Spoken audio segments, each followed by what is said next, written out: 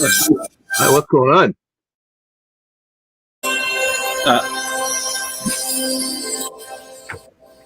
Well, hello. I might have a window open somewhere with it open. Yeah, you've got Facebook or something open. Well, hi, everybody. Welcome to the show, the Untitled Theme Entertainment Design Show. And as of this coming Wednesday, kind of lockdown again, because in Los Angeles, we're closing everything again, which is great. So, Patrick, are you there yet? Are you back?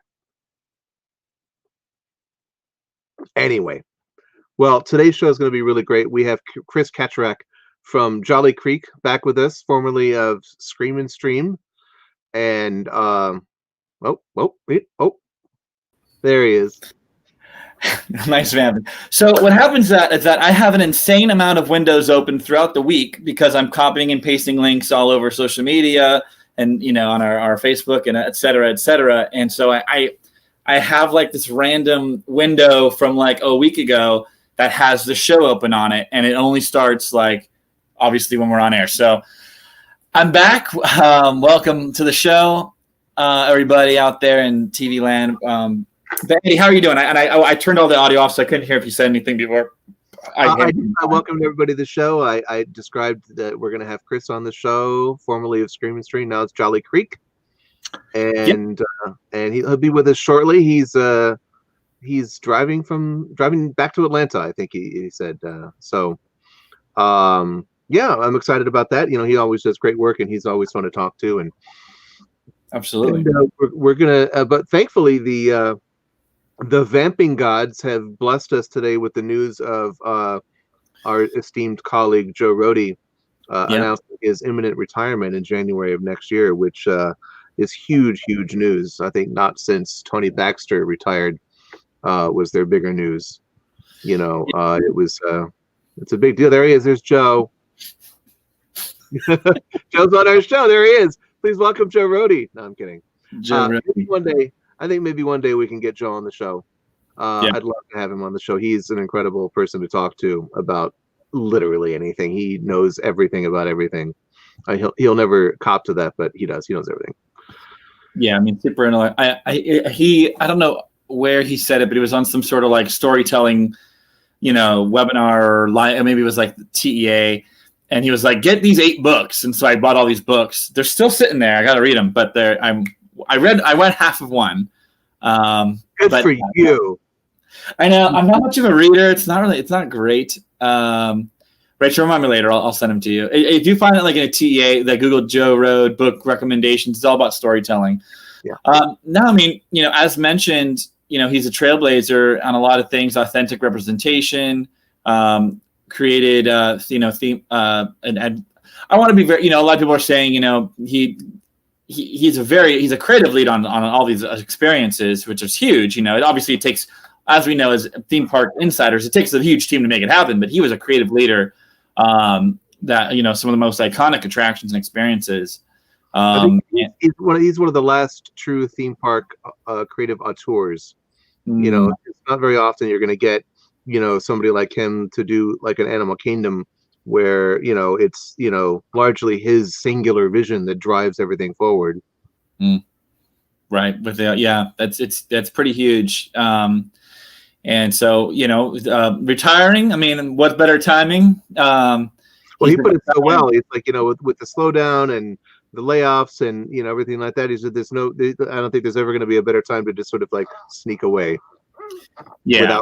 Without causing some sort of chaos, because if he stayed any longer, he would, get into some other project, and then by the end of it, be truly old, as he said. So yeah, I mean, I'm happy that it was on his own accord. Wanted to take some time off, and I mean, people can do that. They can retire, and you know what? That's great. But it's like you said, a 2-hour tour. Major influence in the industry, and I'm hoping he stays in the limelight. He's obviously huge on social media, so people are I think he's definitely the most followed, like I'd say, Imagineer that there is for sure. I imagine he's gonna write some books about his travels and creativity. And do you remember all of his art history posts on Instagram? It was like each one of those is like a chapter in a book about art history and creativity and observation and interpretation and all of those kinds of things that, it's an incredible free education. Like Joe Rohde's Instagram is an absolutely essential education in art and art history and culture. Yeah. And and being an artist. Yeah, and his kind of his last big thing that was open that I don't know what's announced, but do people know what portfolios he was on, or was that kind of kept close to the vest? He was on Marvel. He's on the Marvel portfolio, and I think he's going to see that through with the completion of the Marvel Land at Disneyland.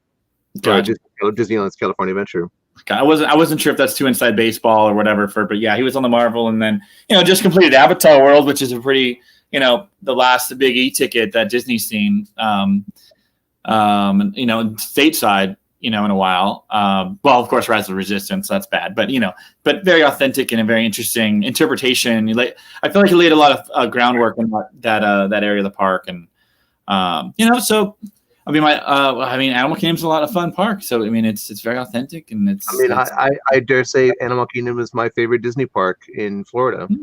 It's the one that I always visit every time I go. Yeah, it's expanded quite a bit, and I kind of was here when it was you kind of go. I don't want to say it's a half day, but there wasn't really much to do at night, or it kind of just animals went to sleep, and then watched it kind of transform. Over the years, and have later things to do and all that, and with the different the light shows and light experiences, and of course getting ready for Avatar to come out, and it's really a fun park. I think it's like one of those parks it's not as like it's like I like to hang out in parks and be laid back, and maybe it's not like we go there and we'll go to different bars and hang out and just relax, which is fun. And I think sometimes theme parks are missing that. And I appreciate that as the kind of the demographic that I'm in. I'm just going to the park for a few hours. So very much wish him well. And hope for the best. It's nice to see somebody kind of going out gracefully, Yeah. It's funny to a lot of some Twitter pundits are all like, oh, well, he's leaving Disney, and like watch him get scooped up by Universal Creative. And it's like, no, when you're 65, and you've been, doing this for 40 years, you're not looking for Universal to scoop you up, I think that was like Nitro. I saw that tweet too, and I wasn't going to respond to it, but I'm like, I don't think Disney's number one. Like, I don't know if you want to go and what else would you want to do? I don't know. He's reached the peak so many times creatively. It's like, everything he's done has just been like, like a triumph. And can you imagine working at one company for 40 years? That's like something my grandfather did. My grandfather worked for Braun for 40 years, and and then assumed that like I was going to work at a job for 40 years, the rest of my life, and never quite understood what I did and how it worked or anything like that. But man, to be of that generation and to work for one company for that long is an accomplishment in itself.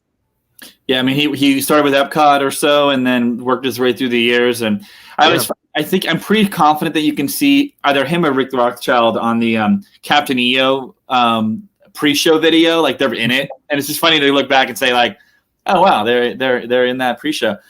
And then for those that are watching, if you ever go on Mako at SeaWorld, I am in the pre-show safety spiel, so you can look out for that Easter egg, folks. I'm in the video. But anyways, so we wanted to it's Thanksgiving week. Next week we have a great really interesting show.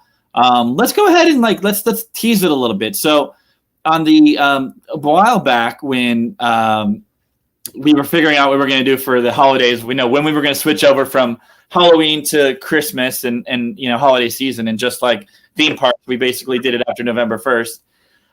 And we had a video, Andy put together a video, and it Go ahead and play the video. Let's let everyone know what we're talking about. Not everyone comes to the start of the show. Rachel or CJ.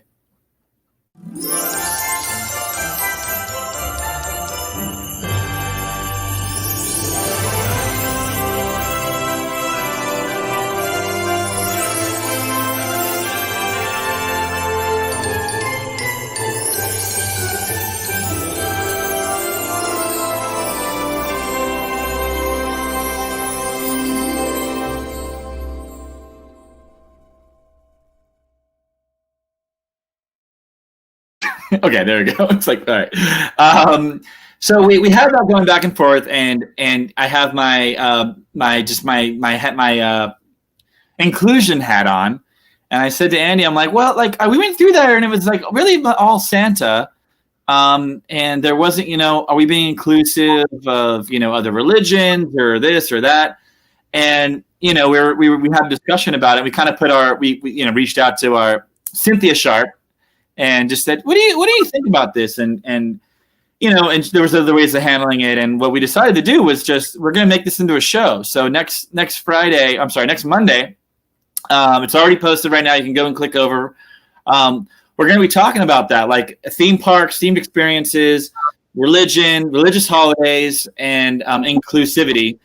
And of course, Cynthia is going to be on the show. Mel from Story Studios. And Nicola Rosini. So it's like we got a lot of interesting people coming on there. I'm sure it's going to be very opinionated. And I'm kind of like just so you know me, I'm secular generally, and I appreciate Christmas. I like the lights, but I don't have any religious I don't have any connection to it unless it starts getting into that area with the whether it's music or crosses and things like that. So I think it's going to be an interesting discussion next week. So tune in 7:00, 4:00 Pacific. 7:00 Eastern. What do you think? Are you looking forward to that, Andy? I really am. I have a weird relationship with Christmas too, in that I'm an atheist. I used to be like a full-on militant atheist, like a total asshole about it. But I've softened at my old age. And I love Christmas music. I love making Christmas music. I loved making the Christmas music for our little title. Sure. That was like the highlight of my week that week. And I was like, oh, I get to make sparkly Christmas music, and I've made Christmas music for theme parks for decades. Yeah. And I love it. And I listened to Christmas music for 8 hours last night when I was starting to put our trees up at the house, and I'm going to do that pretty much after the show. I'm going to go home and mainline some more Christmas, and put up, why have one tree when you can have 9? Well, exactly. No. So pictures forthcoming, but I basically built a mountainside of Christmas trees in our living room, the mountains of Burbankia. So like, I'm an atheist. But I love Christmas. It's kind of like almost like the Japanese model. It's like, well, like there's almost no Japanese Christians, but they celebrate Christmas in a huge way, in this secular holiday way, like you would Halloween. Halloween is kind. I know some pagans and Wiccans, and they celebrate it like like a religious holiday that it is for them. But like for 99.9% of the rest of the world, it's just this fun secular holiday, and that's how I look at Christmas. And and that's why I was just like brushing aside any kind of concerns with that title. It's just like, well, it's Santa. Santa is non-religious. I thought it was the least offensive direction to go with the holiday theme that we had. And we did have those long discussions with you and me and Cynthia Sharp in particular to talk about inclusivity and some of the stories that she would tell about her and Nicola, who's going to be on the show, about being Jewish during Christmas, and especially in the parks, and the token representation that you see in theme parks of like blue lights here and there, and a dreidel or a Star of David or a menorah, or all those other accoutrements of Hanukkah and all that. So I don't know. I think I'm really excited to talk about it and hear. That's why I do this show, is that I like hearing other people's opinions and experiences. I want to learn from other people. And so I'm just reading the chat now. I'm going, what? No, yeah, it's okay. I'm sure CJ or Rich will reach out. But yeah, I'm really excited to hear about, and then, Mel, who's, particularly religious in terms of Christianity, and like how he, and evangelicals consume Christmas in the parks and holidays in the parks. Oh, sounds like a good deal. Well, so we won't step on it too much any further, but next week's going to be great. Next week, also, we're not going to tell you what we're announcing, but big announcement next week. You're not going to want to miss it. Huge announcement. We're not going to tell you anything about it, except it's a huge announcement. You want to see that. We'll have to do that. We can tease a little bit about it, maybe, like, Sure. I will just. Let's have this. Hold on. Let me. Let's just say that we've had a huge. This is the two shows that I'm a part of.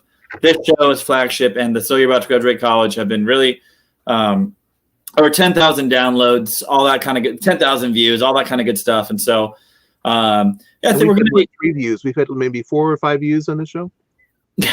No, there's a few people watching, and so let's just say we're taking the hint, and we're announcing something next week. How about, can we leave it at that? I think that's a decent enough tease. It seems like there's a need. So what I want to do is Andy, I want to talk to you. This is Thanksgiving week, maybe even more controversial than Christmas, depending on who you're talking to and what with the indigenous people. But this has been a really crazy year, and sometimes negativity sells, but not on this show. This is a positive show, folks. Positivity will sell in the end. And so we wanted to go around the room, including our people in the green room, the technical booth. There we go. Nice. Okay, I didn't even read the comments. Nice. I haven't seen any of those. Yeah, I've had this closed. Awesome. Thanks, Monet. Looking forward to it. So basically, why not? It's Thanksgiving week, and I think we should go around the room, as I love to do, and talk about, even in these crazy times, even if unfortunate things have happened, what we're most thankful this year in 2020. Generally, let's keep it theme park related. Like, I got married this year, of course, that was great. But let's theme park industry, all that kind of good stuff. So how about this? I'm going to throw to Andy. How about you go first, and then we'll go around the room. Me? Yeah, let's hear it. I'm very thankful that I have had work pretty much continuously this year. For the last 6 months or so. I mean, what's funny is that like the first 3 months of the year pre-pandemic were like really rough, and then like right after the pandemic started, I started a project that I was actually supposed to start last year, at the end of last year. I can't talk too much about it, but very grateful to have that ongoing work. And then I also worked on a show that I also can't talk too much about that was postponed. Unfortunately, with a lot of other things. And I'm just very grateful for this experience. I'm, to be perfectly honest, doing this show with you has been a highlight of my pandemic. Yeah. And the experience of working on this with you and Rachel and now CJ, and the related announcement next week, working with you on some of this stuff, has just been a delight. And I'm really, really excited for the future of this show and others. Absolutely. Well, here I'll say a couple. We can go back and forth a little bit and kind of keep. Okay, cool. So basically, actually, let's go to Rachel. Let's hear it, Rachel. What? What do you do before this year?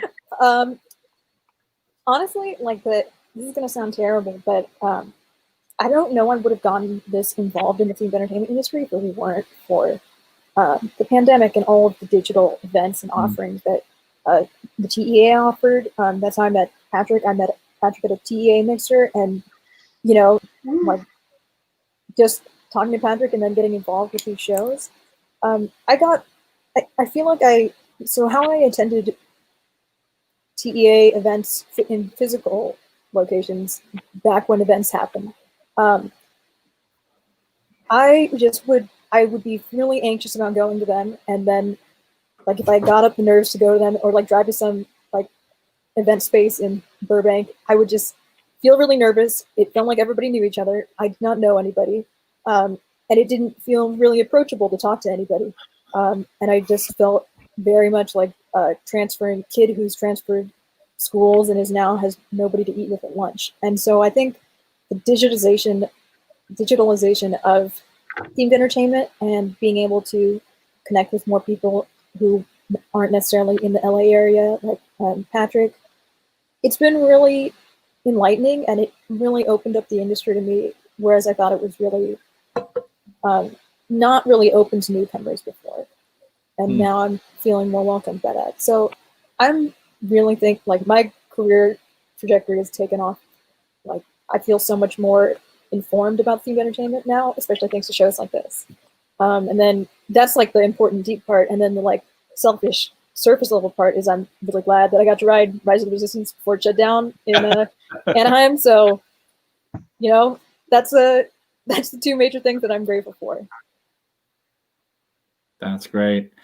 Well, we're happy to. I'm thankful for you, Rachel. You've been it from a LinkedIn post. You're like, yeah, I'll come and help you with these shows, and I'm like, thank God. Well, I'll give a couple, and I know we welcome Chris. Chris is in the green room. Enjoy the M&Ms and the water. I actually I'm really excited. Oh gosh, okay. I know I didn't to you, Rachel. Sorry. I'm very grateful for the level of quickly how people were able to adapt into helping one another and to connecting, like you were saying, Rachel. And I'm really happy and just proud that I was able to help bring information out there, and same along with Andy. Just I would never have worked with Andy like this. I've never worked with anybody right now. Like I've never even met Rachel. Would have never met CJ. And all the number of people that I know, I've met like 100 people, and I'm working with people on various degrees on big projects. And it's really been quite unique and really, really special to see under the circumstances. We know it's horrible, but that we were able to come together and, open things up quite a bit more for people. And it's been a really rough year in regards to that. But I think that, and I know that this is going to be something that stays around after, the information is going to be out there. We can't get the toothpaste back in the tube. This show is here to stay, and we're going to be doing it. And even when things get back to normal, there's always new information that we can spread out there. And Andy loves to be called a thought leader. I won't say that, but no. Yeah, we were working on something earlier, and he hated the word thought leader. It's so pretentious. No, that's good. So no, it's been funny to harness a lot of energy. I got my industry volunteering with the TEA, and it was a physical thing, but there was no way to physically volunteer with the TEA right now. Everything's been virtual, and so I'm happy that we were able to create these shows and shine lights on different people in the industry. And I'm thankful that there was an audience and that people stick around, and it's really it's appreciated, and it's all good. So people in the audience, if you have anything that you're thankful for, go ahead and chime in. And then while we go to CJ, what are you thankful for this holiday season? There you go. There we go. Hey, I'd say I'm thankful for a lot of the same things. I think the biggest thing in phrasing I would say is how many people in this industry, when things shut down and they were out of work or that kind of thing, they, instead of just sitting idle, created all these opportunities for people like Rachel and I to learn from, whether it was TEA, broadcast, or side projects. And the amount of people just in the industry of all different positions have just tried to mentor incoming people during this time. I've been super thankful for this past couple months, and kind of agree with Rachel. I don't know if I would have had an easier time getting into the industry when COVID didn't exist. I think this industry always takes a little bit of hustle to try to get into. And it kind of provided access to people across the country, across the globe, that I definitely wouldn't have had access to, which has been really amazing. Well, there you go. Welcome to the crew. See, we're happy to have you. Now back into the technical booth. Back to the basement. Back to the basement. So this year it feels like it's been a moment of people taking opportunities, and our guest tonight did that. He helped create or created it. He doesn't like to say his real title and what he all did, but started the Scream and Stream. We had him on a month ago or so talking about that. Andy did the music for that, and then built on that and wanted to carry it forward to the holiday season. And so a lot of people, I'm sure, are very thankful for Kris and their team for creating more jobs in the community. It's happening. It's happening. And so let's bring him on. Kris, welcome to the show. Hello. How's it going? There he is again. Where are you on Earth these days? I just got to Atlanta. Thanks so much for your patience while I drove from Orlando.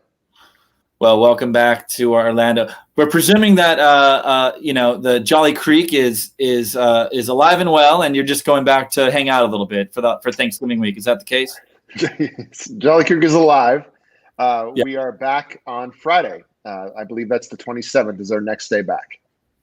Gotcha. Great. Well, Kris. So I want to kind of hear I want to tell the story about I first heard of Jolly Creek. And then I'd love for you to talk about the process. So I went to Scream and Stream, had a great time, really fantastic. Why don't we do a little closure on that? Tell us about Scream and Stream. How did it go? Like from what you thought it was going to be, from what it was, how it wrapped up. We got time. Go ahead. Yeah, absolutely. So there was a time in the end of August when I was standing out at the abandoned campground with my wife and our event coordinator, Lyle Williamson. And we were holding lights in our hands and had some speakers set up to just do a test. And we were getting eaten alive by mosquitoes. And I can't believe my wife let me move forward from that point, because we looked so incredibly stupid out there, just holding some LED lights and had some speakers, trying to figure out like how would the space play, how would it light, how would we hear things, and nevertheless we moved forward every day. We kept pursuing this goal of having this drive-through haunt, and all the nights of Scream and Stream except for one were sold out. And the night that wasn't sold out probably should have been sold out based on how long the wait got. We were really struck by the community's ability to say, this is something I want to try. And we were impressed by a couple of different things. One, that we were able to pay everyone the agreed upon amounts that we set at the beginning of the process. Two, that we had exactly one recorded injury. It was a twisted ankle. It had nothing to do with the car. A twisted ankle would happen in a regular haunted venue, regardless of if it's a drive-through or not. So we're really proud of that. We only had one shaker can open up and spray some internal shaker guts at a vehicle, and the damage was non-existent. We did pull that car aside and apologize profusely. But there was no damage, and the guest was really happy with their experience. So those are all things I think we can hang our hat on, that we showed up every night, and the cast that finished with us, I want to be clear about that. The cast that came all the way through really brought their A game all the time. They kept up with all the changes. They kept up with all the stuff we threw at them, new things. Literally every night we would ask new things of them. And they were always willing to play with us and do what needed to be done in order to tailor the experience. Feedback we got really early on in the process was, it's not scary enough. People just weren't. People were expecting a haunted house in their car, which you just cannot deliver that. So we tried new things, and we tried to make it a little bit more scary while staying in the parameters of our safety goals, which I think shows by the fact that we had no vehicle incidents. No cars even touched inside the experience.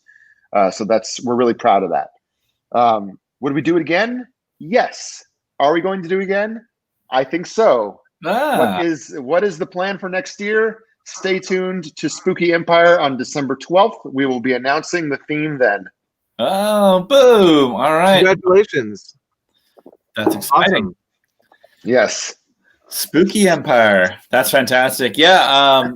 That's awesome. It's kind of a, can I throw some hypotheticals at you or yeah.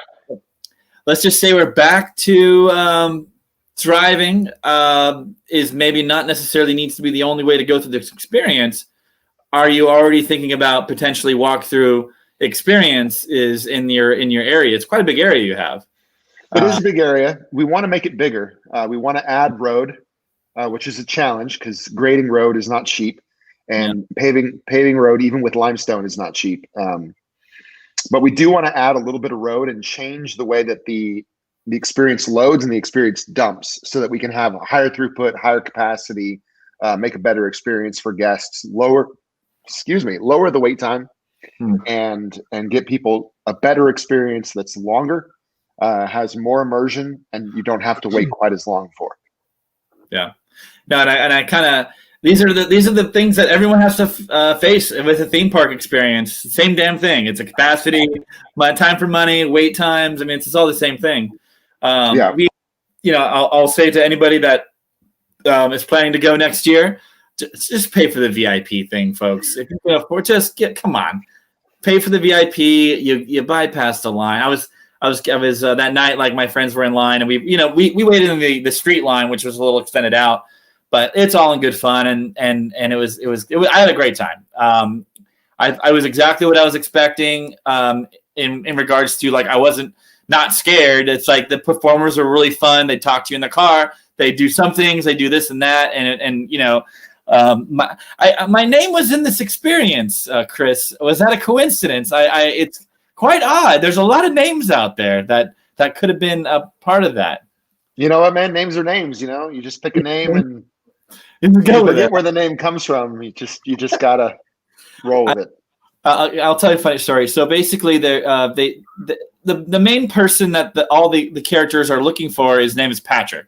So at the very early on in the experience, the performers were like, "Hey, do you know where Patrick is? You know where Patrick is?" Or, "I'm going to get Patrick." And everyone in my car was like, "Hey, Patrick's back here if you need him."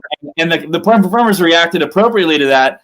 But, like, we thought it was like, okay, they tag your car, they know what name you have, and they're kind of playing into the experience. And then I realized that no, they just sacrificed Patrick on the table there with the audio, and that's baked into the experience. That was not a customizable thing, but it's a good idea if it was. I felt very special, Yeah, that is a great idea. You're right. Yeah, I'm completely serious. I don't know how you get that information to each and every car, but it felt very personalized to know that they were looking for me. So I thought I busted your chops when I saw you that night. So this is Chris when he's at his event. He has multiple radios. I'm presuming a lot of mosquito repellent. And running around and really leading the team. So it was really fun to be a part of it. Went over and had some pizza fries and enjoyed the bar area. It was a really fun. So and when you were there, you said, "All right, here's what's happening for Christmas," and you pointed to different areas. And I won't step on what he said, but you kind of just explained explain what was going to happen. And I was like, "Is he serious? Because that sounds pretty cool." So why don't you tell us a little bit about congratulations on the Screaming Stream, which was its own thing, and I'm excited to have it back by popular demand next year. If we can just hold on and just put a pin in Christmas real quick. Sure. And kind of meet me at the point where Halloween and Christmas overlap. I want you guys to be the first to know that Scream & Stream is not done for 2020. Whoa. Yeah. Huge. Scream & Stream will be partnering with Jolly Creek to deliver a special Christmas crossover experience. Whoa. Towards the end of December. Stay tuned for more details. That is coming out soon. Wow. All right. So a little Haunted Mansion holiday action happening. Well, something like that. Yes. Nice. All right. Well, that's huge news. Is that breaking right now on this show? It's literally just breaking right now for you guys. Right. Well, we'll have to. That's cool. That's awesome to hear, man. And of course, I'll be there. So you get what happened? How did this idea even come out? I have my theories. I presume you have all these people working for you, and you're like, well, how do we keep this going?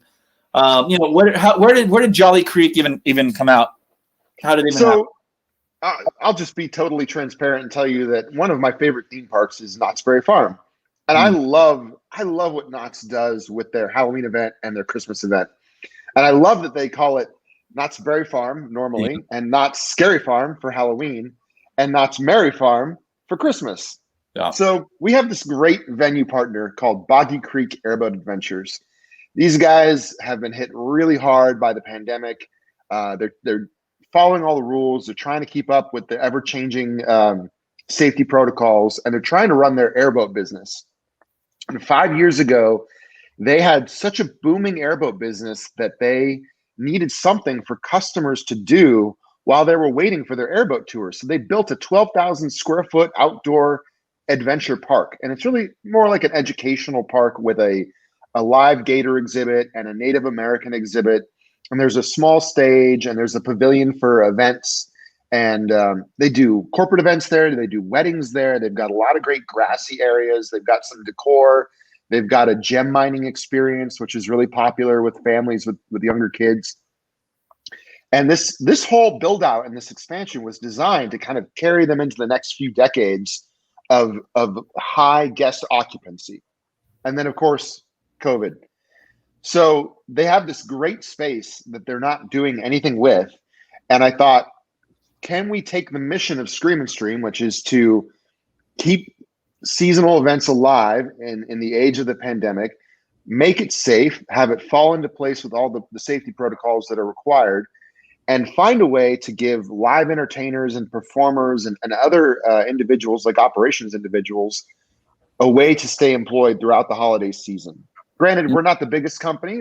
It's just me and my wife, but we do want to do all that we can, and at the same time give back to the community. So we've taken that partnership from Feed Hope Now, which is the Second Harvest Central Florida Food Bank, and we've carried that right into Jolly Creek. We're doing the same exact thing. We're donating a portion of our proceeds, and guests have a way to donate directly to that organization as well. Whenever they buy a ticket with us, whenever they buy merchandise with us, or they don't have to buy anything. They can just go up to one of our point of sale terminals and make a donation right there.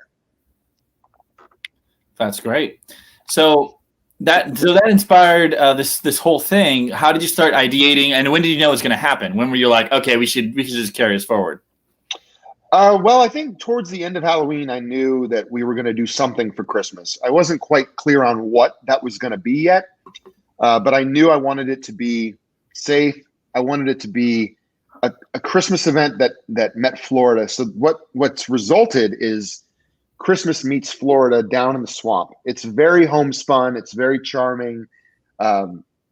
It just feels like a really great Christmas event that you'd go to in your hometown. It doesn't feel like Orlando at all. It's not that kind of scale, and it's certainly not that kind of budget. But we do have a lot of things we're proud of, which is a beautiful stage that the band, the Society Orchestra, formerly of the Grand Floridian, can play on every night. And we also are able to cater to other acts. So we've got this incredible retro vocal trio, these three girls called the Vocalitas, who play these swingy, jazzy Christmas versions, or sing them, I should say. They don't play them.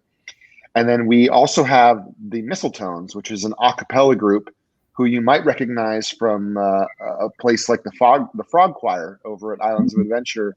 They also play. They're playing this weekend, as a matter of fact, on Friday, Saturday, and just Friday and Saturday. In addition to that stage, the whole park is decked out in lights. So we partnered with a company called Jingle Bell Lights, who installed lights on nearly every tree and nearly every palm up to a height of about 20 feet. If it was a structure in the park, it got lights. Sometimes it's as simple as a roof outline. Other times it's icicle lights the whole way, or defining lights of certain architectural attributes. And then we have a couple of other really important things. We have our elves, which are our high energy group of Santa's helpers. They are there to make your night holly and jolly. And we also have, you can't have a Christmas event in Florida without Snope. And everyone loves Snope. I love Snope. If Fatima, if you're watching, I know you love Snope. So it snows about every half hour at our event as well, especially when anyone on stage is playing or singing White Christmas or Let It Snow. All right. Now a question, or actually, Rachel, can we roll tape? Let's go ahead and take the audience there. We're going right now. I just got back. Well, I wanted to see the. Oh, there we go. Okay, here we go.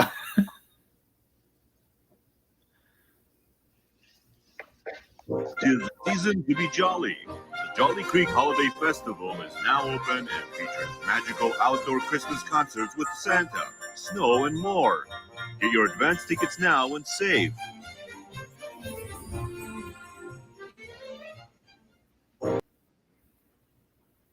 There you go. That is our first 15-second spot. We've got one more 15-second spot coming and a 30-second spot coming as well. So what can guests expect when they come out there? So it's, what are the pricing? What is the operations of it? How often is it? How long is length of stay? Can you just do a little deep dive just in the guest experience a little bit? Yeah, absolutely. So we've found that guests typically spend about 2 hours at the experience. That's a good amount of time to see all of the acts perform at least twice. They never typically perform the same numbers more than 2 hours at a time. And I hope I'm saying that in a way that makes sense, which is to say that if you stay for 2 hours, you won't see, wow, this beer is really doing a number on me. You won't see anything repeated while you're there. The other thing to keep in mind is that parking is free, and tickets typically start at $15 for adults and $13 for children. So it's a pretty valuable, affordable experience for the whole family. So if you want to come out, spend 2 hours, you can look at Christmas lights, walk around the village, you can meet Santa Claus. He's there on a stage 6 feet away from you, outdoors. He's got a microphone so you can hear him. You can take selfies with him. You can chat with him from 6 feet away. And there are other opportunities as well, like a craft station or a s'mores pit. And we're selling a lot of really cool items that we're proud of. Like our s'mores station has traditional s'mores, yeah? But we also have things like peppermint bark s'mores and candy cane s'mores. So we're partnering with chocolate companies like Ghirardelli or Hershey's to bring those products in and sell them with your s'mores kit, so you can make s'mores that are a little bit different, a little bit more Christmas themed. You can even come and you can buy a whole gingerbread house kit and make it right at our event. So if you've got a big group, for only $20, you can get a kit and make your own gingerbread house right there at Jolly Creek. We've got a whole building that's covered in mosquito netting so that the bugs stay out, but it's open air. So it's very coronavirus compatible. You can sit at your own picnic table 6 feet away from other parties and work on any kind of craft. You can paint your own nutcracker, paint your own ornament. You can make your own earrings that look like Christmas lights. You can build a gingerbread house, like I said. So there's a lot of different opportunities going on around the event. That's great. And so you have, did you get a shot like any outside vendors that came in, or did that not really? I remember you posting about that on Twitter a while back. Yeah, we do. We have a couple of marketplace vendors. So we've got this great road, which you may have recalled from Scream and Stream, that leads up to the experience. And once you have your wristband, you can walk in and out of the village all night long, and you can shop at those vendors' marketplaces. And our main vendor, one of the vendors that's actually sponsoring us, is Machado Farms. They are a foundation that takes care of sick and displaced farm animals. Oh, wow. And they make and sell tons of great products. They've got body scrubs, they've got soaps, they've got face masks. So they're just a family organization, which really falls in line with what me and my wife are doing, trying to show the community their offerings, and their products are great. We can't say enough good things about them. Gotcha. Cool. So it seems like a nice way to spend the night with your friends or family. Before we kind of head out for the day, you have a New Year's Eve on the calendar. At least you did. I haven't been on the website quite lately, but What are your plans for New Year's Eve with this under these uncertain times? New Year's Eve plans are still being formulated. I will tell you that it will be a very, very capacity limited event. We can comfortably get 250 people into the holiday village, just the village, not the road, and still be able to provide adequate social distancing. Now, that being said, we are looking to have a party. Masks will be required, but we will have some things included like hors d'oeuvres and champagne for a midnight toast. We will have hot chocolate available all night long in case it's chilly. And we do plan to have a DJ of some sort to play your favorite 2020 songs and prior to this year, because maybe you don't want to remember this year, up on the stage. So we will have socially distanced dancing plus sets from our society orchestra, which are beautiful. We might even have them play a few songs that are not Christmas songs, since it's no longer Christmas on January 1st, right? Or December 31st, I should say. And we are working on having fireworks as well over the lake. Oh, that sounds great. That sounds great. Phenomenal. I'm going to get on a plane and come out there. Since nothing's happening here. Oh, man, that's a bummer. Well, stay safe on the plane. Well, that all sounds really great, man. Congratulations on the successful run of Scream and Stream and what I'm sure will be a huge success for Jolly Creek. Yes, we hope so too. And let me put this out to the community that, live entertainment takes a village. So please share this with your friends, share this with your family. We do want to safely pack the house down at Jolly Creek. As long as you're 6 feet apart, we will have you. So come on down and enjoy live outdoor music. The songs are beautiful. The band is so talented. We've got them hooked up to a stunning line array provided to us by Orlando Productions. The sound carries all throughout the village. It's just really a great experience. So grab a drink, have a seat with your loved ones, enjoy the live outdoor music. It's really a fun night. That sounds phenomenal. Man, I wish I could be there.